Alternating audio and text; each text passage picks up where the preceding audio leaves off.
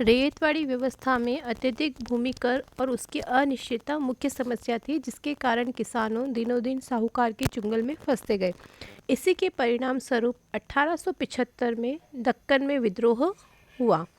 अब देखिए इन जो तीनों व्यवस्था थी जिसे हम कहेंगे, तो हमने तीन प्रकार की पद्धतियाँ पढ़ी कर की राजस्व वसूली की। स्थायी बंदोबस्त, जिसे जमींदारी व्यवस्था भी कहते हैं। इसमें ज़मींदार को अंग्रेज़ों को कर देना होता था और वह अपनी ज़मीन किसानों को देता था, और एक निश्चित राशि होती थी। अगर उतनी राशि वो ज़मींदार नहीं दे पाया तो अंग्रेज ज़मींदार से ज़मीन लेकर दूसरे ज़मींदार को दे देते। उसके बाद दूसरी हमने महलवाड़ी देखी। महल मतलब किसी एक किसान या ज़मींदार को ज़मीन नहीं देके संपूर्ण गांव, और जिसे महल कहा जाता था, उसको मिलकर सामूहिक रूप से अंग्रेजों को राजस्व या कर देना होता था। तीसरी व्यवस्था हमने देखी रेयतवाड़ी, जिसमें रेयत मतलब किसान भूमि का स्वामी होता। 1892 ईस्वी में मद्रास प्रेसिडेंसी में टॉमस रीड और मुनरो ने इस व्यवस्था को शुरू किया। अब देखिए कि इन भू राजस्व व्यवस्था के कारण जो दुष्परिणाम सामने आए, सबसे पहले हम देख लेते हैं कृषि का व्यावसायीकरण। व्यावसायीकरण मतलब उसका एक व्यवसाय के रूप में प्रयोग होने लगा। 1900 ईस्वी के बाद भारतीय कृषि में एक और परिवर्तन हुआ, वह था कृषि का व्यावसायीकरण। इस समय तक कृषि एक जीवन यापन का माध्यम थी, न कि व्यापारिक उद्देश्य। लेकिन अब कृषि पर व्यापारिक प्रभाव आने लगा। कुछ विशेष फसलों का उत्पादन ग्रामीण और आमजन के उपभोग के लिए नहीं, अपितु राष्ट्रीय या अंतर्राष्ट्रीय मंडियों के लिए होने लगा। चाय, रबड़, कपास, पटसन, मूंगफली, गन्ना, तंबाकू जैसी व्यावसायिक फसलें अब अनाज के स्थान पर अधिक लाभदायक सिद्ध होने लगी।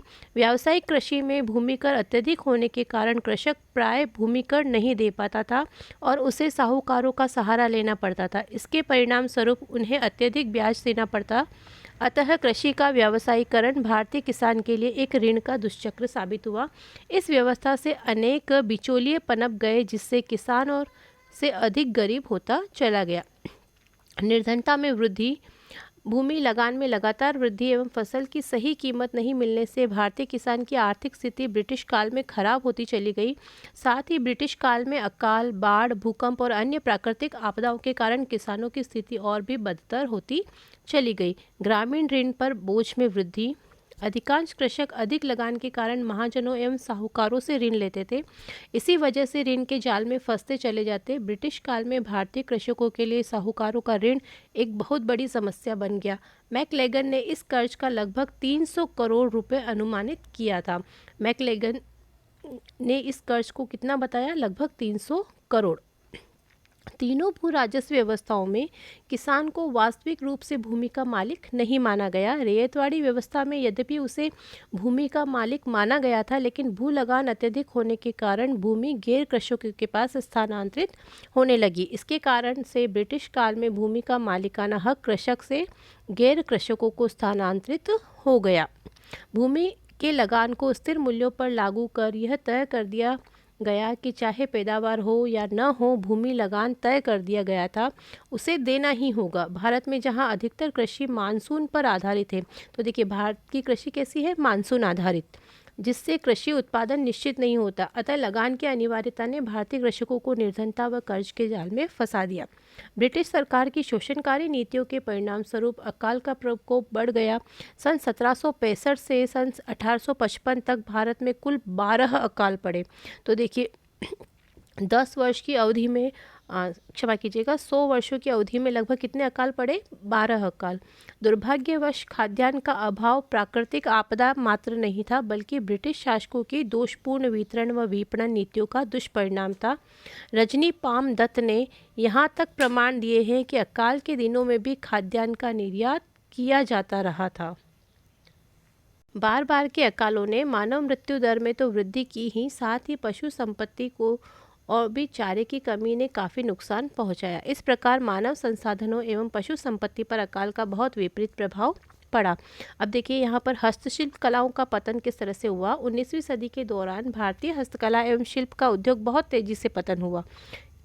इसका प्रमुख कारण भारत में मुक्त ब्रिटिश व्यापार का प्रारंभ होना था। इसके कारण ब्रिटेन से सस्ती औद्योगिक वस्तुओं का भारत में आयात होने लगा। इसके साथ ही भारत में निर्मित वस्तुओं पर ब्रिटेन में भारी आयात शुल्क लगाया गया।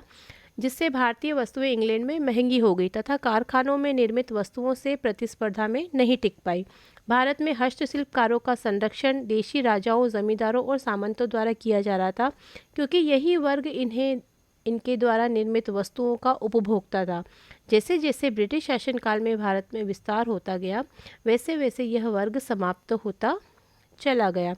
अतः हस्तशिल्पकारों का संरक्षण तथा उनके द्वारा निर्मित वस्तुओं का बाजार समाप्त सा हो गया। इस स्थिति में शिल्पियों, कारीगरों, बुनकरों तथा अन्य हस्तशिल्प में संलग्न लोगों के सामने खेती करने के सिवाय कोई विकल्प नहीं रहा। भारत में कृषि और उद्योग का जो संतुलन था वह नष्ट हो गया। सन 1892 ईस्वी से 1921 ईस्वी तक लगभग 1892 टू 1921 तक कृषि पर निर्भर होने वाली जनसंख्या 61% से घटकर 61% से बढ़कर 73% हो गई।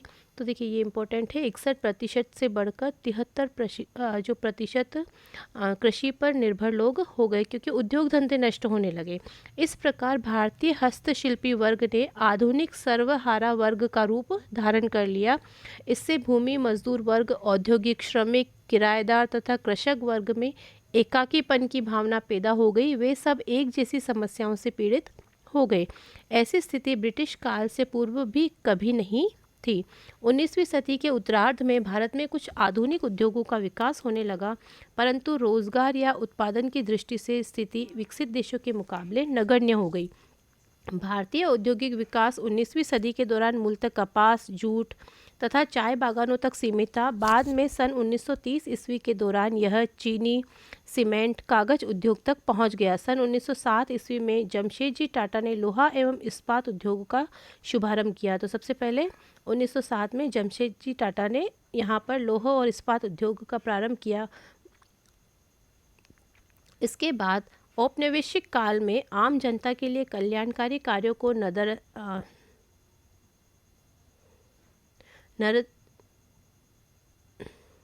नज़रअंदाज कर ब्रिटिश सरकार ने अपने फायदे के लिए भारतीय अर्थव्यवस्था पर भरपूर दोहन प्रारंभ कर दिया। उपनिवेशवाद ने अपने लाभ के लिए भारतीय अर्थव्यवस्था को विश्व अर्थव्यवस्था से जोड़ दिया।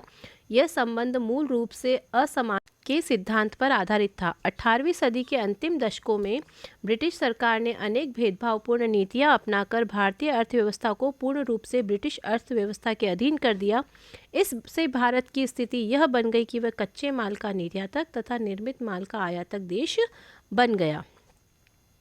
200 वर्षों के औपनिवेशिक शासन के पश्चात जब भारत आज़ाद हुआ, तब तत्कालीन भारतीय राजनेताओं, प्रशासकों तथा नीति निर्माताओं के लिए इस चुनौती से निजात पाना अत्यंत चुनौतीपूर्ण रहा होगा।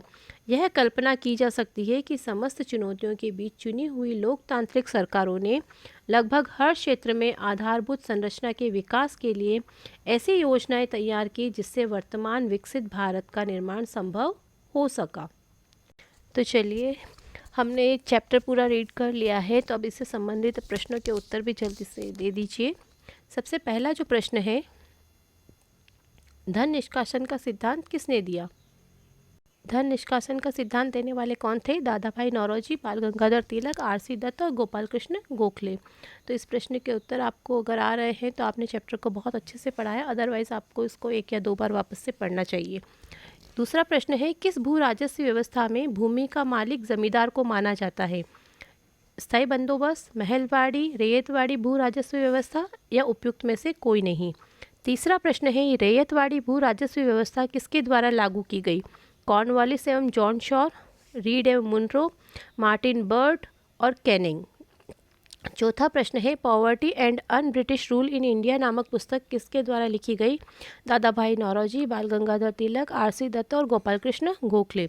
इसके बाद 2 प्रश्न और हैं, धन निष्कासन से आप क्या समझते हैं और भू राजस्व व्यवस्थाओं का भारत की कृषि एवं अर्थव्यवस्था पर क्या असर पड़ा? तो देखिए, जब आप आरएएस या आईएएस का पेपर देते हैं तो उसमें सेकंड सेगमेंट आता है, उसमें आपको जो लघु उत्तरात्मक प्रश्न होते हैं लगभग 8 से 10 लाइनों में उनके उत्तर आपको लिखने पड़ेंगे। तो उसके अंतर्गत ये दोनों प्रश्न पूछे जा सकते हैं, बहुत ज़्यादा इंपॉर्टेंट है। धन निष्कासन से आप क्या समझते हैं और भू राजस्व व्यवस्थाओं का भारत की कृषि एवं अर्थव्यवस्था पर क्या प्रभाव पड़ा? तो जल्दी से हम इसके उत्तर देख लेते हैं। पहला प्रश्न, धन निष्कासन का सिद्धांत देने वाले दादा भाई नौरोजी। ऑप्शन ए हमारा करेक्ट हो जाएगा। भू राजस्व व्यवस्था में भूमि का मालिक जहाँ पर जमींदार को माना जाता था वो स्थायी बंदोबस्त थी। रैयतवाड़ी भू राजस्व व्यवस्था लागू की गई रीड एवं मुनरो के द्वारा। Poverty and un British rule in India नामक पुस्तक लिखी गई दादा भाई नौरोजी के द्वारा। तो ये था हमारा चैप्टर 1। आशा करती हूँ कि आपको पसंद आया होगा। अगर पसंद आया है तो वीडियो को शेयर कर दीजिए, लाइक कर दीजिए, और आगे आने वाले चैप्टर्स के लिए और इस अधिक जानकारी के लिए मेरे चैनल को सब्सक्राइब कर लीजिए। Thank you for watching. माँ भारती आप सबका कल्याण करे। जय भारत, जय हिंद।